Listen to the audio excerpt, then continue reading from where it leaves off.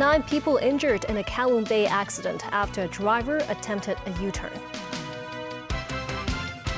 Donald Trump wants other countries to help patrol Strait of Hormuz. And Foreign Minister Wang Yi expresses willingness to tackle energy security issues.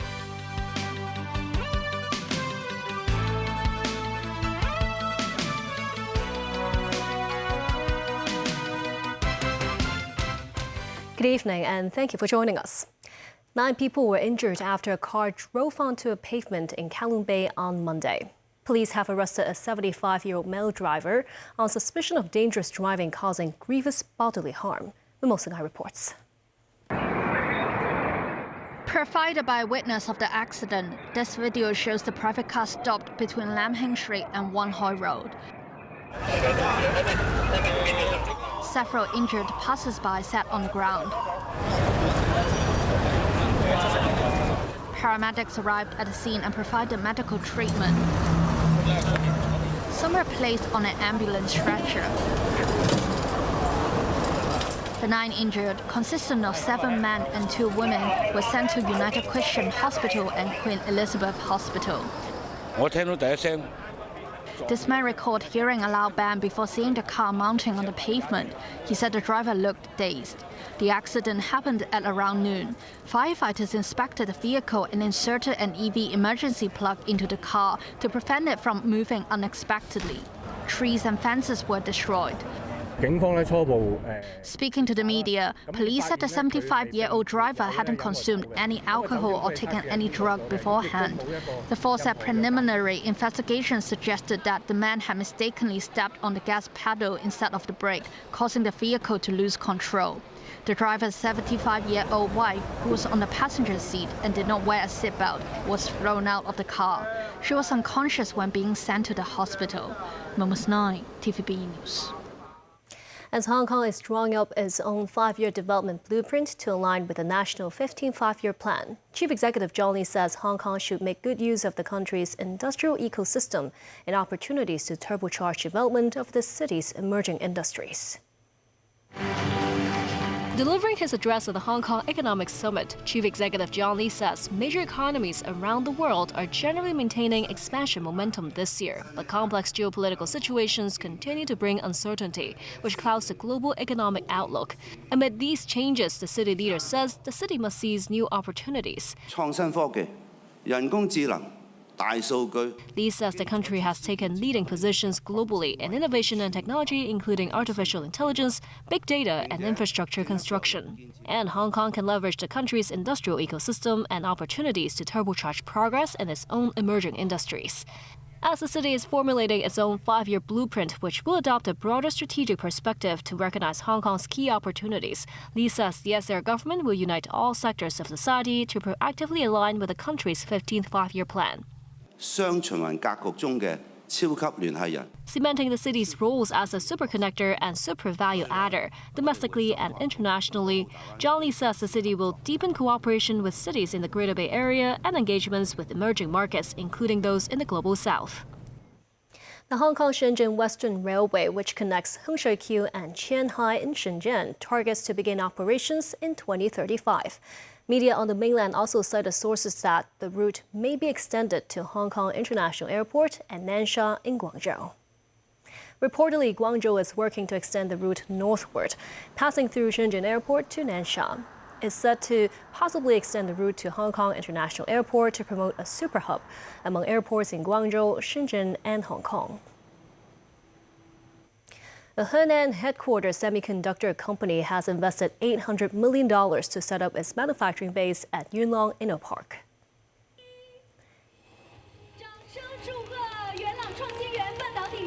The SAR government says Oriental Semi, a national-level key tech enterprise, will be able to contribute its experience to Hong Kong in the field of semiconductor.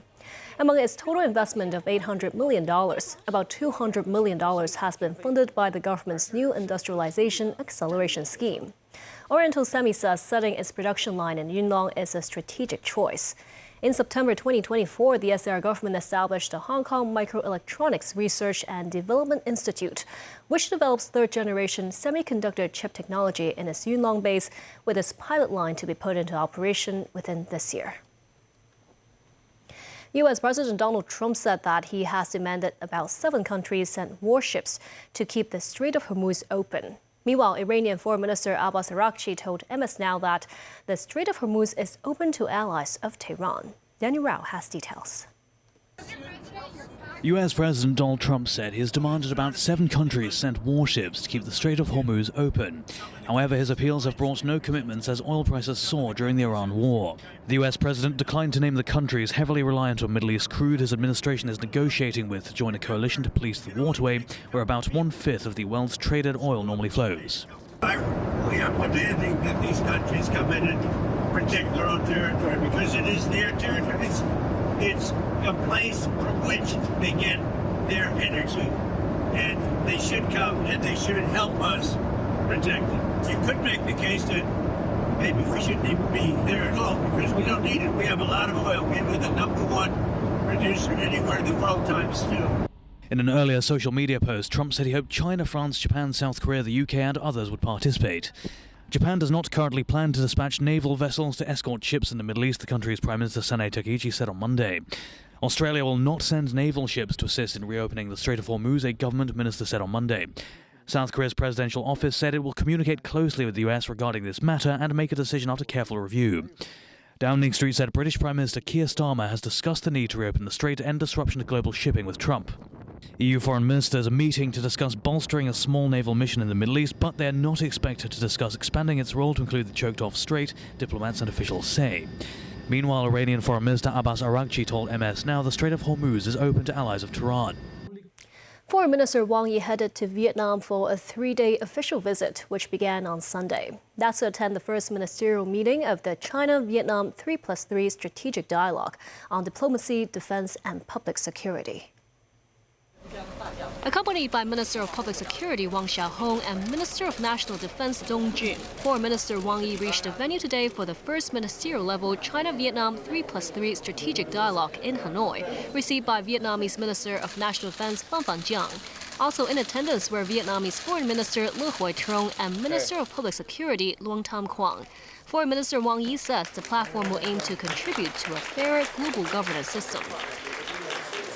During an earlier meeting on Sunday, Wang said the visit comes right on the heels of China's 2 sessions, which underscores the strategic significance and their high-level bilateral relations.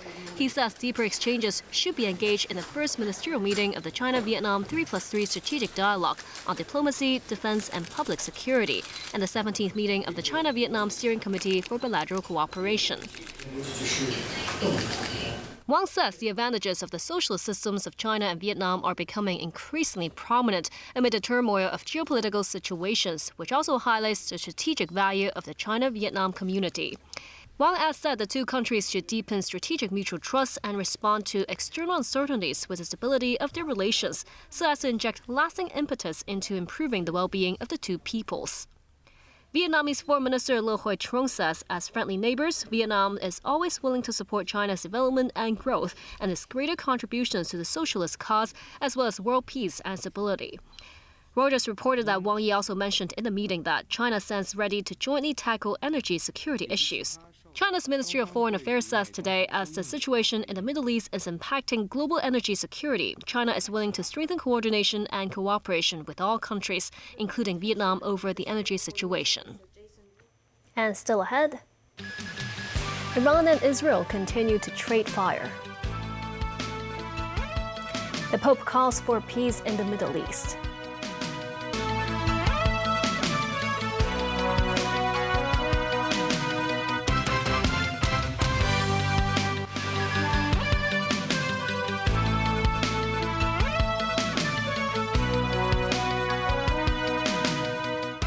Welcome back. Israel claimed it had taken out of use more than 70% of Iran's ballistic missile launchers. This comes as Iran said more than 50 cultural sites have been damaged in 2 weeks of U.S. and Israeli strikes.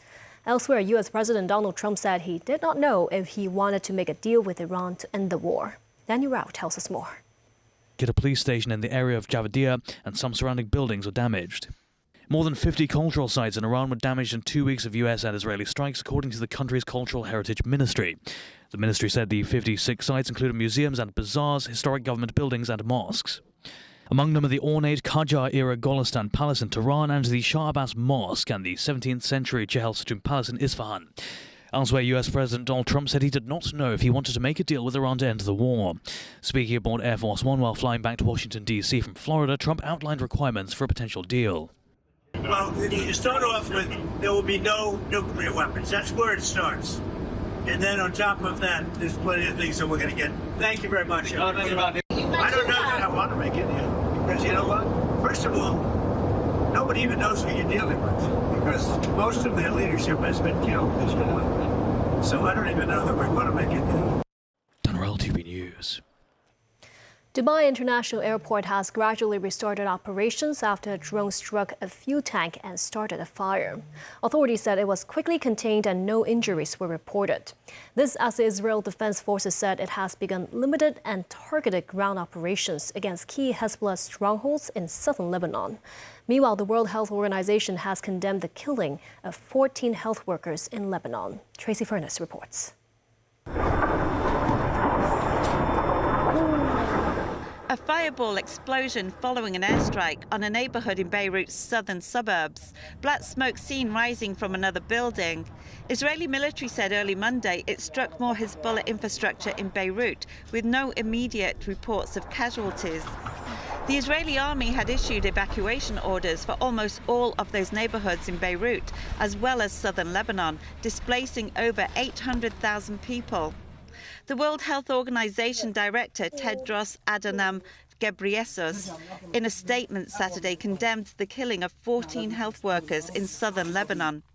The workers were killed in Israeli strikes on 2 different health facilities, one of which killed 12 doctors, paramedics and nurses, while the other killed 2 paramedics in the village of Burj Kalawiya. This as a fire caused by a drone crash that affected a fuel tank near Dubai International Airport has been brought under control with no injuries reported, local authorities said. Flights were temporarily suspended as a precaution to ensure the safety of passengers and staff. And Pope Leo XIV has called for a ceasefire in the Middle East, directly addressing the leaders who launched the war in Iran. Speaking from the window in the Apostolic Palace to the crowd in St. Peter's Square Sunday, the Pope said violence can never lead to justice, stability and peace that the people are waiting for. He mentioned the attacks that targeted the school in Iran that killed 165 people, many of them children. He did not name the United States or Israel in his noon blessing. Tracy Furness, TVB News. Top Chinese and American officials conclude talks in Paris with potential areas of agreements in agriculture, critical minerals, and managed trade that could be taken up by President Xi Jinping and U.S. President Donald Trump in an anticipated meeting in Beijing. Sources said the talks led by Vice Premier He Lifeng and U.S. Treasury Secretary Scott Bessent could set in motion possible deliverables for Trump's expected trip to China. But the two sides did not comment officially on details of the talks. The delegations met for more than 6 hours on Sunday at the headquarters of the Organization for Economic Cooperation and Development in the French capital. Meanwhile, the Ministry of Commerce on Monday slammed the U.S. for launching the latest Section 301 trade investigation aimed at 60 economies, including China, over the alleged failures to ban imports made with forced labor. The ministry spokesperson called it a typical act of protectionism that severely disrupts the international economic and trade order. The spokesperson reiterated that China has consistently opposed forced labor and is one of the founding members of the International Labour Organization. Voters went to polls on Sunday in the first round of municipal elections to choose leadership teams across France. The election is seen as a test for political parties' electoral machines before next year's presidential election to find a successor to President Emmanuel Macron. Although largely focused on grassroots issues, analysts are looking for early hints of how parties may fare in the 2027 elections. The vote is also taking place in the context of the war in the Middle East and other major global concerns. The Consumer Council urged members of 24/7 fitness centers to be more aware when they provide their detailed personal data. The Muसँग reports. 24/7 fitness centers have gained popularity these days. To help consumers compare basic expenses, the Consumer Council surveyed 11 fitness centers between November and December. The council found that all centers offered monthly membership fee plans ranging from $498 to $1,850. Apart from the monthly fees, some centers required users to pay enrollment fees, non-refundable electronic key or key card fees, and deposits. While 2 places said a 1-month membership was available on their websites, the centers required customers to enroll for at least 2 months. The council also said 2 centers would scan or photograph the person's ID card for filling in information automatically, while 9 would use facial recognition as the main access control system and require the collection of facial images. The Consumer Watchdog reminds gym users that they need to understand the reasons for providing personal data before signing up for memberships to protect their privacy. Separately, the council tested 13 pillow models comprising memory foam, latex, and polyester material. Most models provide better support for users of larger physique in the back sleeping position. The council said the person's head, neck, and chest should be aligned horizontally when using a suitable pillow in the back sleeping position. Some pillows, when you use it for too long, the firmness or the height may be affected. So I would advise that you need to actually kind of check frequently the quality of your own. For pillows that is too high, you should change your pillow immediately. The council added consumers should avoid pillows that are very firm. Moments 9, TVB News. A couple who is charged with child neglect after allegedly bringing their son to watch waves in Taiwan during Super Typhoon Regasa last year will appear at Eastern Magistrates Courts on Tuesday. On the day of the incident, a large wave swept the mother and the 5-year-old son into the sea. The father jumped into the sea trying to rescue the two. Their daughter was left on the shore. Police arrested the parents in January. And that's the news. Thank you for watching.